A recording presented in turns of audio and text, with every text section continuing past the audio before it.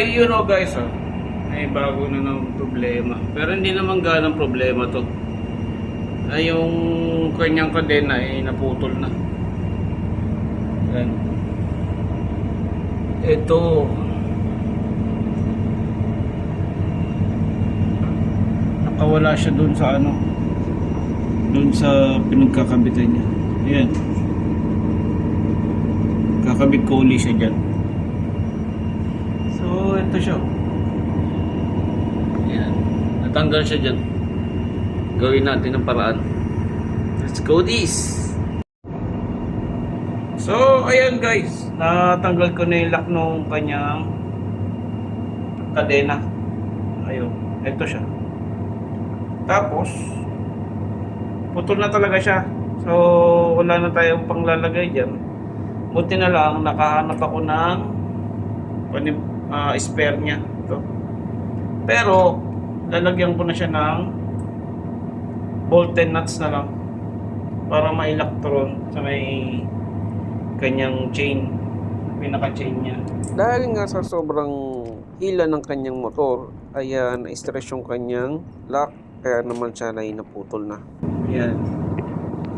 Ibali, kakabit ko na lang siya rito. Pasok to. Ayan na yung ilagay natin bolt and nut. Tapos, syempre maluwag to. Kailangan natin ilagay ng tension yan.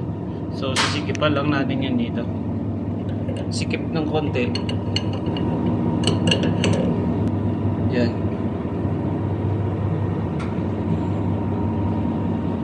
Batak na siya lang. Nalagyan na natin ng tension.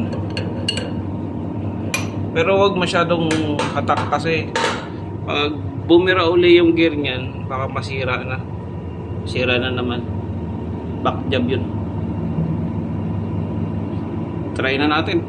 Pwede na.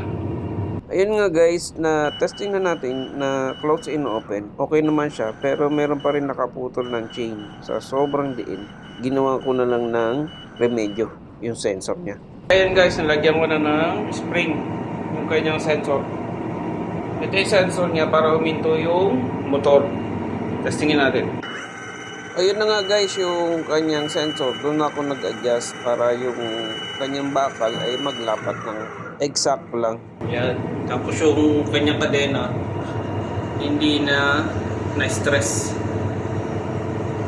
Yun. Tapos naman ang trabaho. Thank you for watching guys.